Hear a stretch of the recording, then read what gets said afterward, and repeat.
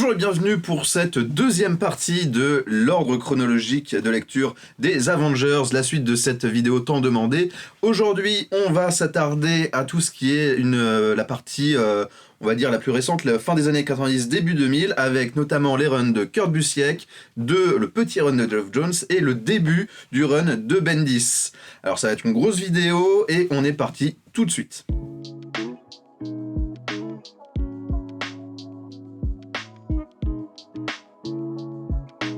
Nous nous retrouvons donc en 1996, après l'événement Onslaught. La plupart des héros les grands héros de la maison dessinée, donc les Fantastic Four, les Avengers, sont décédés face à ce héros, ils se sont sacrifiés, et l'univers Marvel se retrouve donc en deuil de la plupart de ces gros personnages. À partir de là, en fait, on va avoir l'arrivée d'un scénariste, Kurt Busiek, qui s'était fait déjà remarquer quelques années plus tôt grâce à son magnifique ouvrage Marvel, qu'il avait réalisé avec Alex Ross, et dans lequel en fait il s'amusait à raconter toute l'histoire en fait de l'univers Marvel des années 40-50 jusqu'aux années 60, du coup en montrant la naissance des premiers super-héros, l'arrivée de la Deuxième Guerre mondiale, et puis après la Deuxième Guerre mondiale, la renaissance un petit peu de Marvel avec l'arrivée des Fantastic Four, de Spider-Man et de toutes ces choses, et tout cela d'un point de vue humain, de voir un autre point de vue sur ces grands héros, sur ces merveilles, on pourrait dire. Et c'est un petit peu le grand succès de cette série qui va lancer le nom de Kurt Busiek, qui avant cela en fait avait travaillé un petit peu chez DC Comics, avait fait quelques petits trucs et surtout avait beaucoup travaillé à l'éditorial, et il va arriver du coup en 96-97 chez Marvel pour nous proposer la saga des Thunderbolts. Les Thunderbolts, ça va donc du coup être la série qui va vouloir un peu remplacer les Avengers pendant qu'ils sont disparus. Ça va être une nouvelle équipe de super-héros qui va s'assembler pour combattre le mal et tenter d'aider au mieux la population. Sauf que Kurt Busiek, malin comme il est, va choisir d'avoir un petit pas de côté sur cette série, de ne pas faire une série de super-héros conventionnelle, mais il va, dès le premier épisode, attention le twist, on va apprendre que cette équipe de super-héros, en fait, ce sont des super-vilains déguisés qui se font passer pour des héros, qui sont menés par le personnage du baron Zemo, un grand ennemi de Captain America, et qui profite de cette couverture pour encore plus semer le trouble et le mal. Et ça va donc du coup donner véritablement une magnifique série avec un Mark Bagley vraiment très en forme au dessin, et une série qui va beaucoup aller entre certains personnages, certains anti-héros certains du coup antagonistes vont choisir une fois qu'ils sont dans cette équipe, d'essayer d'avoir une rédemption. Je vous avais dit que la rédemption, ça reviendrait un petit peu chez les Avengers et dans l'univers Marvel, et il va y avoir des conflits au sein du groupe. On va avoir aussi une super-héroïne qui va arriver dans cette équipe sans savoir que tous les autres sont des super méchants, donc ça va vraiment créer du drama et beaucoup de choses très intéressantes, et c'est le succès vraiment public et critique de cette série qui va permettre à Kurt Busiek de s'emparer de l'équipe des Avengers. Alors du coup, ce que je vous montre là ici, c'est la version américaine de l'omnibus sur les personnages qui est sorti c'est en début d'année. Et on espère que peut-être avec Onslaught, Panini nous rééditera ça également en omnibus, ou peut-être en intégrale aussi, ça serait très sympa.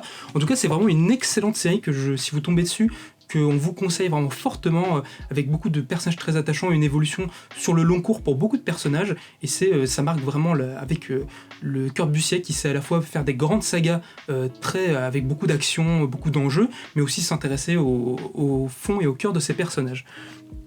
Après ça, Kurt Busiek va du coup être chargé de reprendre et de relancer les Avengers.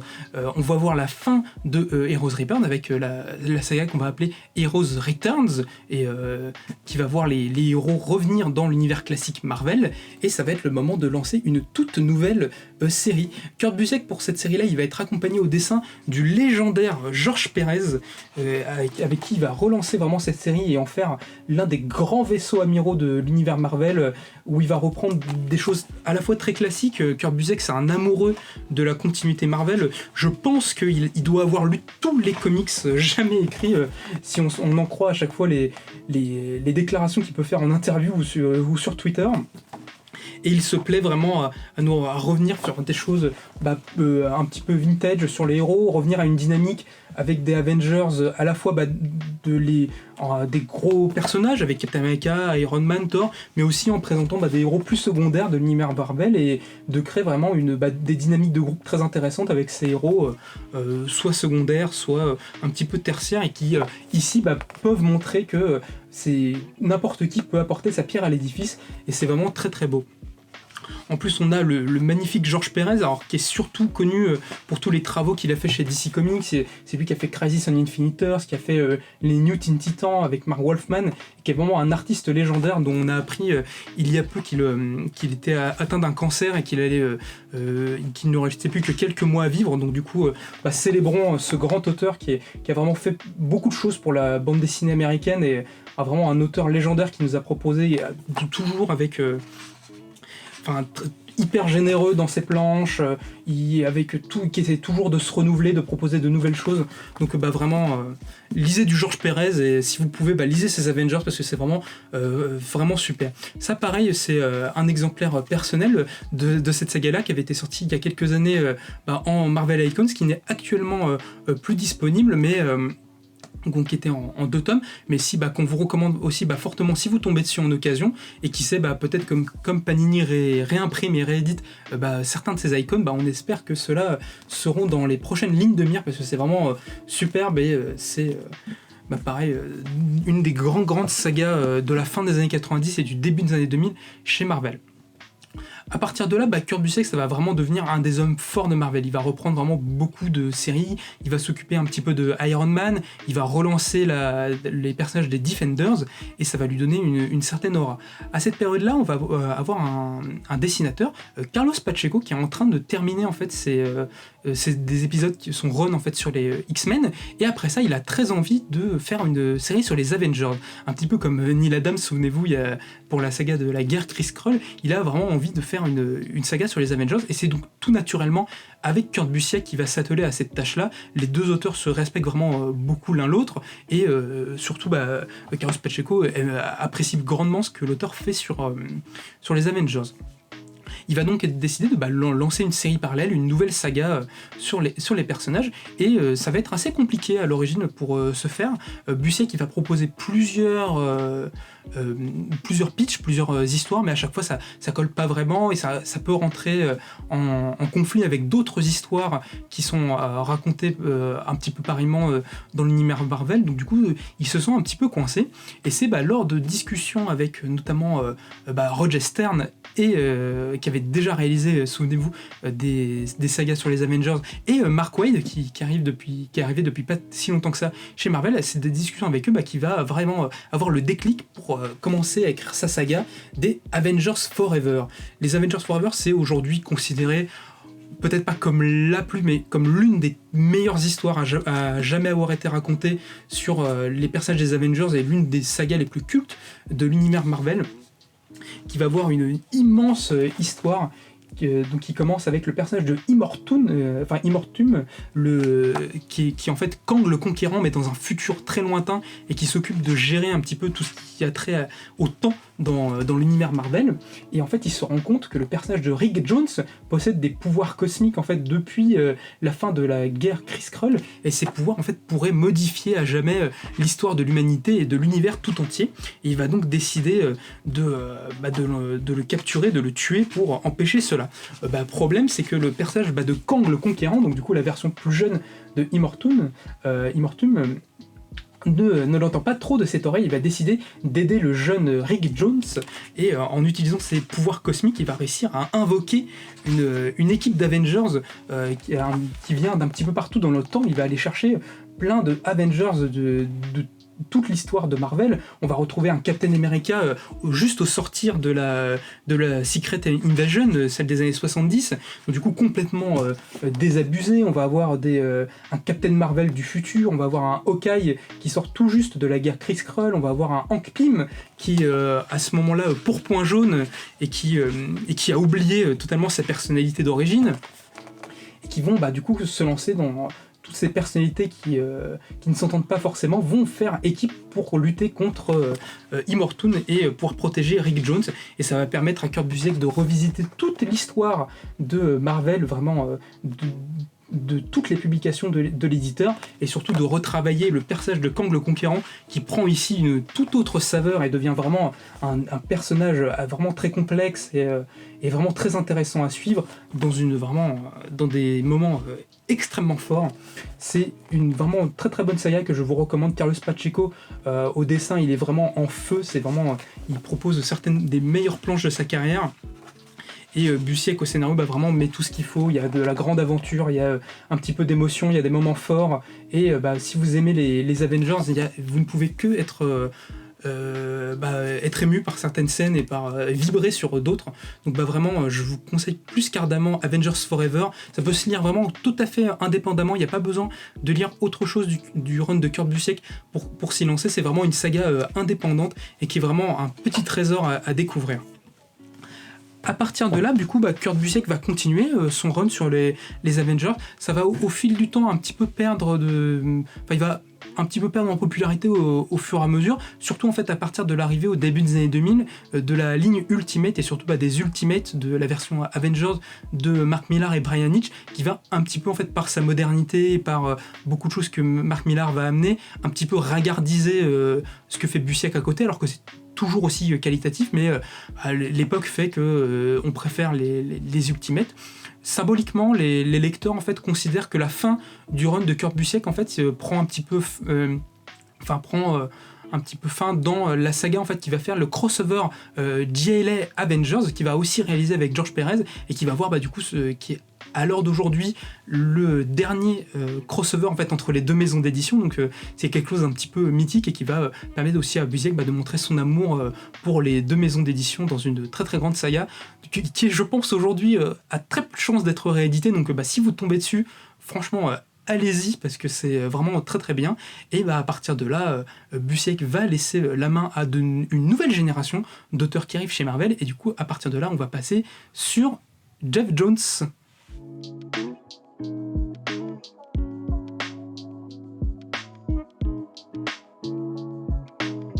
Et de 2002 à 2004, après du coup l'immense run de Kurt Busiek qui a vraiment été quelque chose d'assez fondamental dans l'histoire des Avengers, la série doit être menée par un nouvel homme qui va être Geoff Johns. Geoff Johns se va confier la tâche de continuer les Avengers et de les reprendre là où ils s'étaient arrêtés.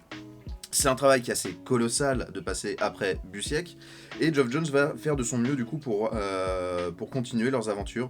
C'est pas forcément un des runs les plus marquants, ni un run majeur des Avengers. Il y a quand même des idées assez sympathiques, où on va retrouver du coup les Avengers qui sont liés à l'ONU, notamment avec Tony Stark en tant que représentant. Captain America est toujours là pour aider Tony Stark à diriger l'équipe. On a une équipe qui est composée du valet de cœur qui avait été réintroduit par Busiek, il me semble. Miss Hulk, La Vision, Miss Marvel, un Ant-Man, Black Panther. Et c'est une équipe qui est assez hétéroclite. La Sorcière Rouge aussi, bien sûr, qui va être très importante. C'est une histoire qui est assez intéressante, que je recommanderais surtout aux fans de Geoff Johns, même si il y a plusieurs artistes graphiques qui arrivent, dont certains qui sont vraiment très, très sympathiques, notamment pour la fin du run, qui est en partie dessiné par Olivier Coipel, excusez du peu. Et du coup, on va avoir des aventures dans un premier temps qui vont vraiment servir à changer un peu la dynamique de groupe, à approfondir quelques relations qu'il peut y avoir, notamment entre le valet de cœur et Ant-Man. Des histoires quelques-unes qui sont assez sympathiques, une confrontation notamment avec Thor qui avait quitté l'équipe et qui était un peu en marge de ça, qui est pas mal non plus, et ça va finir sur ce tome qui est vraiment peut-être le plus intéressant pour moi sur une certaine partie, Zone Rouge, qui va être l'événement qui va commencer à mettre à mal vraiment l'équipe avec une attaque bioterroriste sur le mont Rushmore qui va de coup faire énormément de dégâts et énormément de morts. Les Avengers vont intervenir et ils vont devoir découvrir qui est derrière cette attaque, et notamment ils vont découvrir, donc c'est pas un énorme spoiler, petit spoiler, que les États-Unis sont liés à ça. C'est assez formidable. Ça va finir aussi avec une partie sur Miss Hulk qui n'est pas ni la plus belle ni la plus intéressante, mais bon, qui servait de conclusion à l'arc en partie de conclusion à l'arc de Geoff Jones. Mais ce qui est vraiment cool, ce qui est vraiment intéressant, c'est qu'avec ça, c'est la conclusion aussi du personnage du valet de cœur qui meurt à ce tome. C'est une vieille histoire en 2004, donc on se permet de vous spoiler un petit peu. Donc je vous la recommande, idéalement c'est pas forcément un des meilleurs points d'entrée, mais si vous êtes vraiment fan de Geoff Jones, et que vous voulez voir un peu ce qu'il a fait sur Avengers, il y a quand même des idées très sympathiques dans ces 2 tomes qui sont disponibles en select. Il y a l'intégralité de ce que Geoff Jones a écrit sur les Avengers, mais ce qui est le plus intéressant en fait, c'est que ça va du coup mettre le pied à l'étrier pour un autre auteur, dont on va parler tout de suite, qui est Brian Michael Bendis.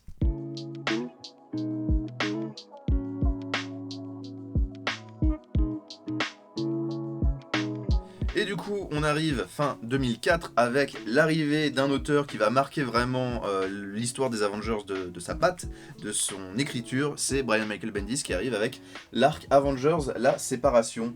Un peu, avant de vous parler de cette histoire, Brian Michael Bendis c'est quand même quelqu'un dont on va revenir un peu sur ses origines.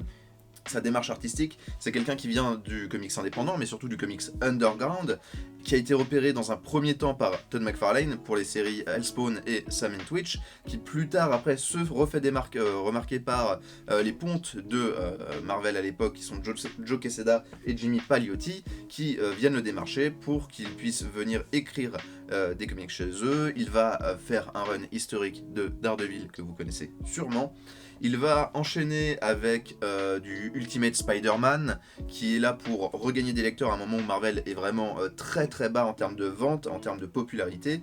Ça va être un carton phénoménal, ça va lui ouvrir des portes de la ligne Max, avec plein de séries incroyables qu'il va diriger, et notamment la création de Jessica Jones, qui est derrière moi, si je ne dis pas de bêtises, pas de Bendis. Donc voilà, c'est un auteur qui vraiment va ramener sa patte indé et underground chez Marvel, va réussir à gagner la confiance en fait des éditeurs de chez Marvel pour qu'ils puissent le confier plein de choses, dont notamment Avengers. Avengers, c'est un moment assez clé, donc on a vu que voilà, Geoff Jones est arrivé. Il n'a pas fait des miracles, il a fait des choses intéressantes, il a donné des pistes d'idées qui peuvent être utilisées, mais c'est pas quelque chose d'incroyable non plus. Bendis, à ce moment-là, en fait, c'est lors d'une réunion avec notamment Mark Millar, que vous connaissez peut-être pour Ultimates, parle des Avengers et parle du fait que les Avengers, actuellement, ça craint un peu du boudin. Donc, ils en parlent, ils balancent des idées à droite, à gauche, des trucs pas forcément dans l'idée d'écrire une série Avengers, mais juste de se lâcher, de dire qu'est-ce qui va pas, ce qu'il faudrait avec notamment des Avengers qui se séparent, des Avengers qui sont plus bas que terre pour qu'ils puissent revenir en force.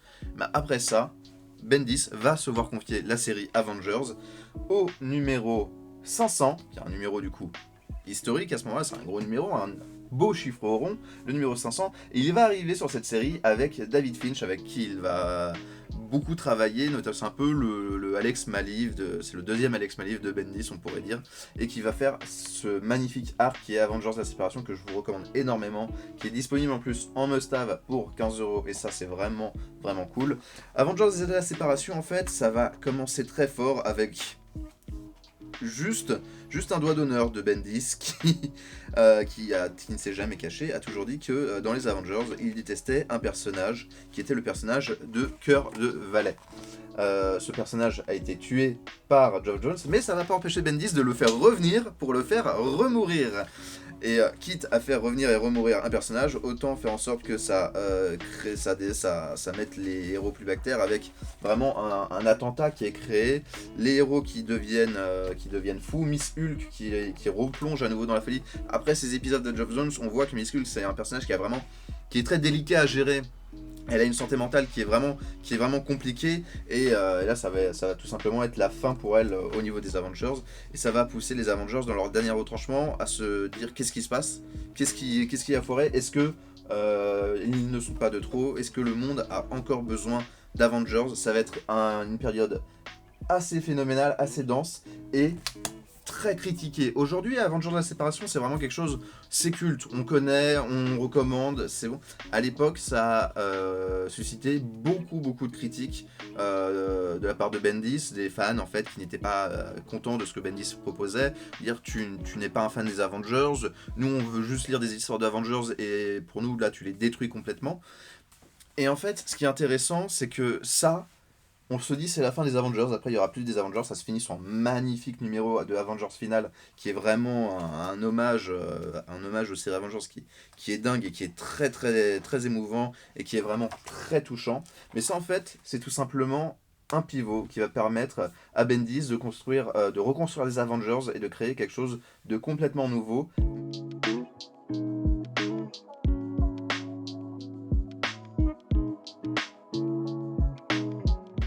Mais avant de continuer sur les intrigues de Brian Michael Bendis sur l'équipe des Avengers, petit retour en arrière s'impose. Après Avengers la séparation, comme son nom l'indique, les Avengers n'existent plus dans l'univers Marvel, l'équipe a vraiment été dissoute, et avant que Brian Michael Bendis reforme l'équipe, il va se passer de petits événements qui vont un petit peu bouleverser l'équilibre de l'univers Marvel. Et ces événements, ils vont être racontés dans la saga des Young Avengers qui sont disponibles dans en intégrité dans cette Icons.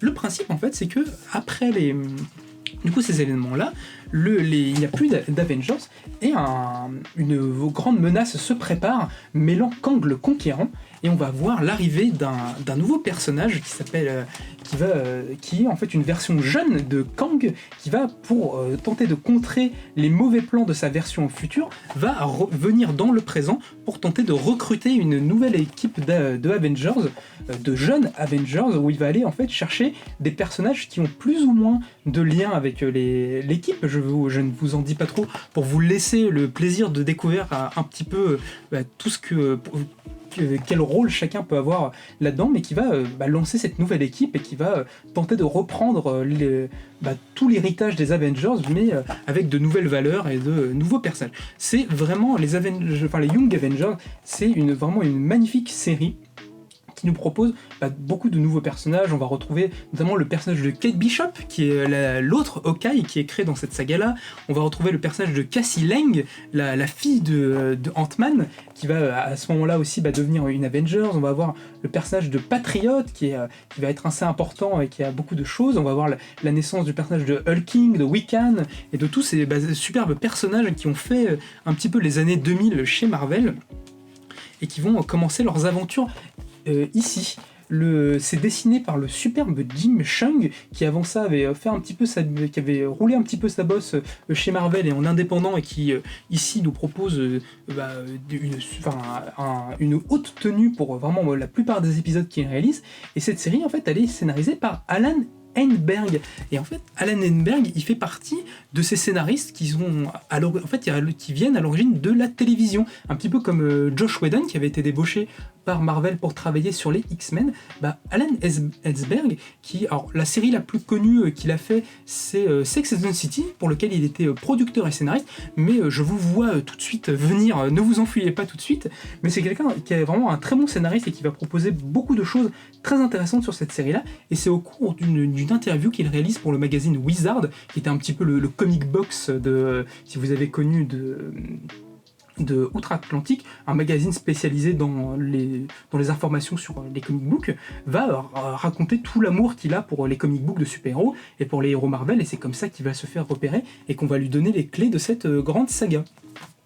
Et qui va courir justement pendant quelques années, et qui est vraiment très très bonne, que je vous conseille aussi vraiment très fortement, surtout si vous connaissez pas grand chose à l'univers Marvel. C'est une très bonne manière de s'y lancer en fait, parce que vous allez avoir de nouveaux personnages, de nouvelles intrigues, de la création de beaucoup de choses, et c'est vraiment un très bon départ si vous connaissez assez peu cet univers en comics. Ça permet vraiment de le découvrir, et vous allez retrouver toute l'ambiance un petit peu des années 2000 chez la Maison des Idées, et qui est vraiment assez chouette à revoir. On va voir au début de l'intrigue le personnage de Jessica Jones, qui avait été créé quelques années plus tôt par Brian Michael Bendis aussi, qui est pas mal mise en avant. Du coup, beaucoup de choses très très chouettes pour cette jeune équipe de Young Avengers, qui est, je le redis, disponible en intégralité dans ce Marvel Icons.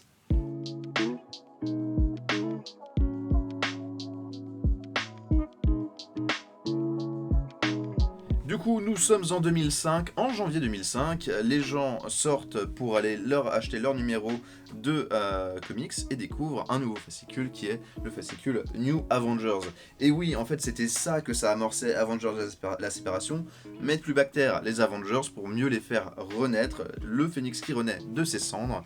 Et du coup, ça va commencer avec ces 6 premiers numéros de New Avengers qui forment le premier arc et qui est une série qui est fantastique, qui est formidable. Moi, c'est avec ça que j'ai commencé à Avengers, c'est un très bon point d'entrée, je vais vous expliquer pourquoi. Et c'est juste un petit bijou. Donc les New Avengers, en fait, ça va commencer d'un événement tout simple. Le Raft, la super prison qui emprisonne les plus grands super criminels, est victime d'un petit problème, comme vous avez pu le voir sur cette page. Et du coup, beaucoup de héros vont en fait décider d'intervenir. Certains sont déjà sur place, comme notamment Daredevil, Spider-Woman et Luke Cage, et d'autres vont arriver, comme ici Spider-Man, ou encore Captain America, et Tony Stark, Iron Man, du coup. Petit trou. Ils vont décider du coup d'intervenir, et pendant une soirée, vont devoir faire équipe. Et à ce moment-là, je vous le rappelle du coup, les Avengers se sont séparés, il n'en existe plus, et Captain America va aller voir Iron Man et lui dit en fait je pense que ce qu'on a vu c'est pas anodin, c'est un signe et le monde a encore besoin d'Avengers et il faudrait qu'on essaye de reformer une nouvelle équipe, mais on va essayer de le faire différemment, on va essayer de gommer les problèmes qu'on avait avant et d'avoir quelque chose de plus soudé où on ne va pas tout le temps se cacher des choses. Et ça va être vraiment l'occasion de découvrir les Avengers. C'est un très bon point d'entrée si vous n'avez rien lu avant. Ou si vous avez lu la séparation, ça se suit, c'est excellent. Si vous n'avez rien lu, c'est le moment idéal pour se plonger dans les Avengers. C'est une équipe qui fait date notamment parce que c'est l'arrivée de personnages complètement incroyables comme Wolverine qui va arriver dans l'équipe, ce qui n'avait jamais été le cas avant, et Spider-Man qui était un gros non-dit de Stan Lee, il me semble, si on peut me confirmer ça. Il disait que Spider-Man n'intégrerait jamais les X-Men, et là petit pied de nez de la part de Brian Michael Bendis. C'est assez joli, c'est magnifiquement dessiné par David Finch qui du coup dessinait déjà la séparation. Qu'est-ce que j'ai d'autre à vous dire là-dessus? Parce que j'ai l'impression que j'ai d'autres choses à vous dire. Il y a le retour de Sentry, mais voilà. Ça va amener sur un autre event qui est House of M dont je vais vous parler. Non, c'est à peu près tout ce que j'ai à vous dire. Juste pour une histoire, pour les histoires de où est-ce que c'est trouvable. Le premier arc est trouvable dans ce format must-have à 15€ qui est idéal. C'est aussi disponible. Ça a été édité du moins en deluxe, mais tous ne sont pas trouvables. Il y a certains deluxe qu'on a encore. Ici, je sais qu'on a le premier et le troisième deluxe New Avengers. Il y en a eu 7 ou 8 qui ont été, 7 qui ont été sortis à l'origine. Ça se trouve encore sur internet. Certains à des prix assez excessifs. Donc moi je vous conseille vraiment toute la série New Avengers. Tout n'est pas facilement trouvable, mais il y a moyen toujours de trouver ce qu'on veut sur internet. Mais je vous conseille vraiment d'acheter au moins ne serait-ce que ce must-have pour avoir le début, voir si ça vous plaît et pouvoir continuer plus tard. Du coup, les Avengers sont reformés. Et comme je vous l'ai teasé, il y a un petit événement qui arrive, et cet événement c'est House of M.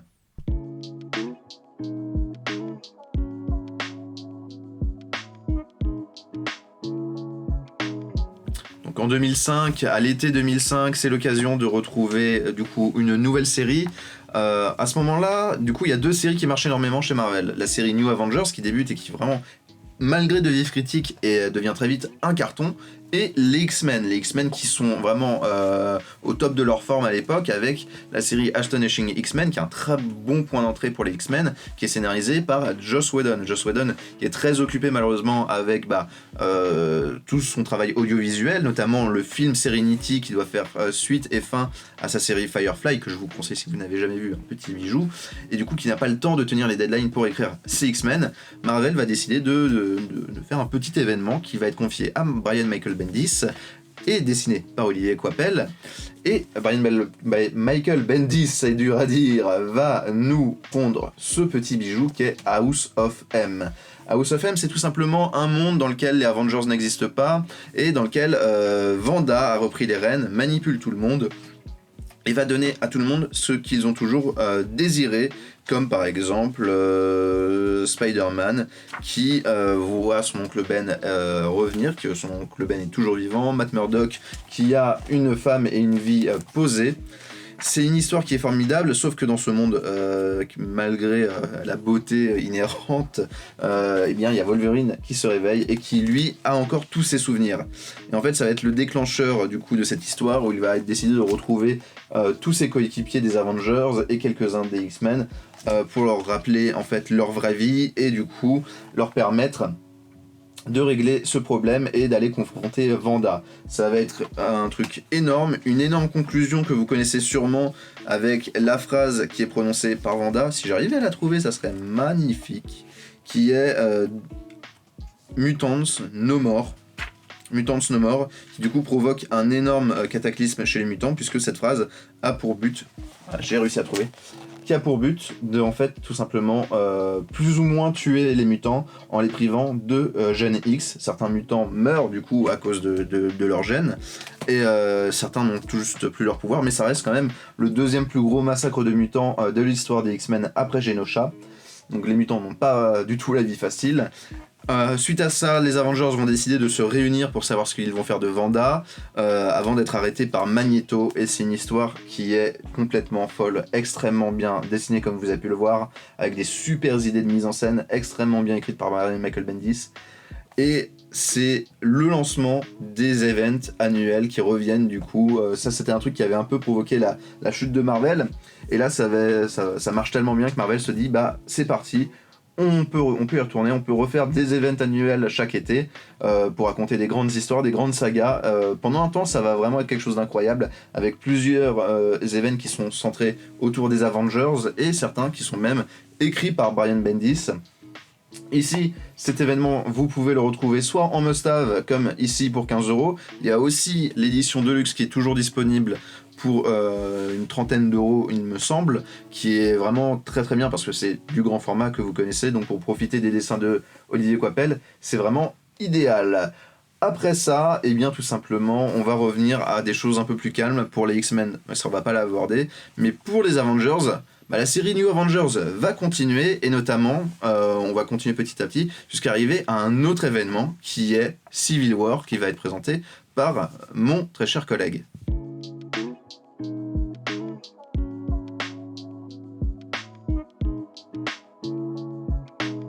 Et donc, à partir de House of M, ça va être la renaissance un petit peu des grands événements chez Marvel, où tous les ans, on va voir un grand moment qui va rassembler un gros crossover, qui va rassembler tous les grands personnages de l'univers Marvel dans une histoire très ambitieuse. Et celle qui va suivre après House of M, ça va être le mythique Civil War.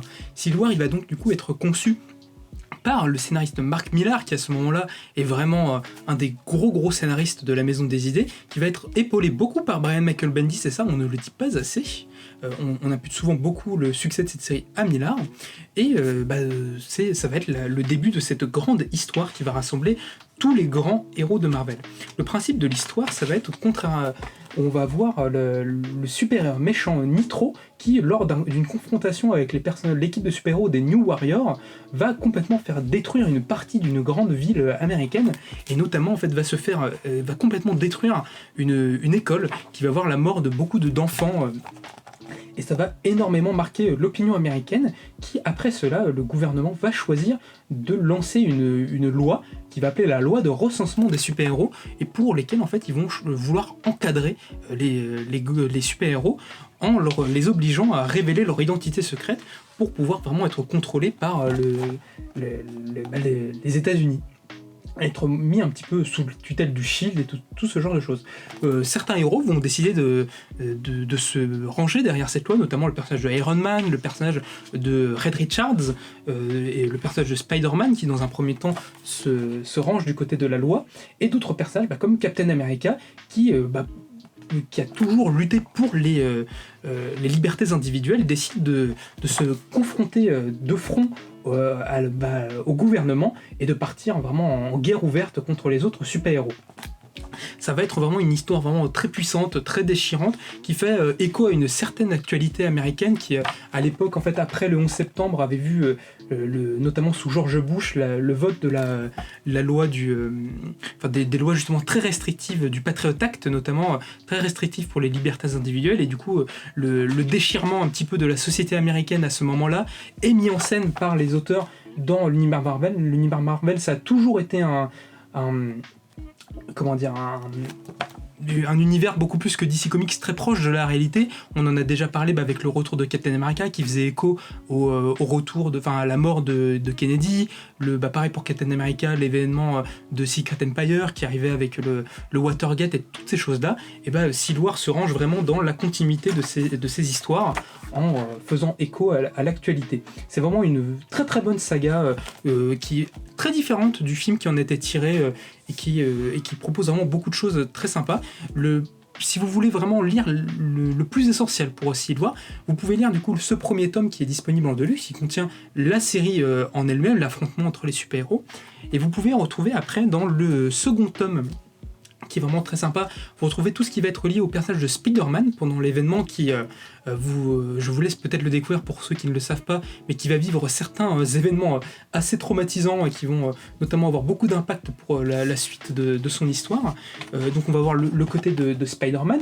Dans ce même numéro 2, on va voir tout ce qui va concerner Wolverine, qui va décider d'aller traquer du coup, le personnage de Nitro, ce super méchant qui est à l'origine de cette guerre civile, dans une très chouette saga, notamment dessinée par Humberto Ramos. C'est assez chouette à lire, et ça donne un petit complément à la saga de base. Et après, du coup, si vous voulez vraiment avoir le fin mot de l'histoire, vous pouvez lire le troisième tome qui va plus s'intéresser aux conséquences de la guerre civile, et notamment spoiler, à la mort de Captain America, et du coup tout ce qui va engendrer le deuil des super-héros après cette affaire-là. C'est notamment, je vous conseille vraiment beaucoup ce tome 3, notamment à cause d'une mini-série en fait qui s'occupait du deuil des personnages et qui est vraiment vraiment excellente et qui est pour moi une petite pépite de ces années-là et que je vous conseille vraiment. On va voir chaque équipe, les Avengers, les Spider-Man, Bucky, tous ces personnages-là en fait, comment réagissent-ils à la mort du meilleur d'entre eux quelque part, et qui est vraiment, je vous le conseille. Vous avez après les autres tomes qui sont disponibles en Deluxe de Civil War, qui sont à mon sens un petit peu plus dispensables, même si c'est toujours chouette si vous avez beaucoup aimé l'événement et que vous voulez aller encore un petit peu plus loin et voir ce qui se passe pour d'autres héros, pour les X-Men, pour les New Young Avengers et tout ça. Mais si vous voulez vraiment avoir le plus important des Civil War, vous pouvez aller sur ces 3 tomes et vous aurez vraiment le plus important. À la suite de Civil War, Brian Michael Bendis va donc relancer un petit peu différemment ses Avengers. Ça va être un nouveau point, une nouvelle période, et on va voir la naissance de 2 équipes concurrentes. On va voir la naissance des Mighty Avengers, qui va être l'équipe de Tony Stark, qui lui devient le directeur du Shield et qui encadre un petit peu tous les super-héros, et qui va un petit peu traquer tous les autres héros de l'univers Marvel qui ont refusé de se recenser. À côté, on va voir la série New Avengers qui va continuer et qui elle va regrouper l'équipe de Luke Cage, qui devient un petit peu le leader de l'équipe et qui va regrouper tous les personnages de Marvel qui justement refusent le recensement et qui continuent de se battre. Les 2 séries vont continuer un petit peu en parallèle et vont continuer à installer des choses. Actuellement, malheureusement, ils ne sont plus disponibles. Ils avaient été ressortis en Deluxe il y a quelques années, mais ils ne sont plus disponibles. Pareillement pour le reste, on vous les conseille beaucoup, notamment le début de Mighty Avengers qui est assez sympa, qui a beaucoup de dessinateurs assez chouettes, notamment Frank Shaw. Mais Bendis va continuer un petit peu ces 2 intrigues en parallèle pour arriver au grand événement Secret Invasion.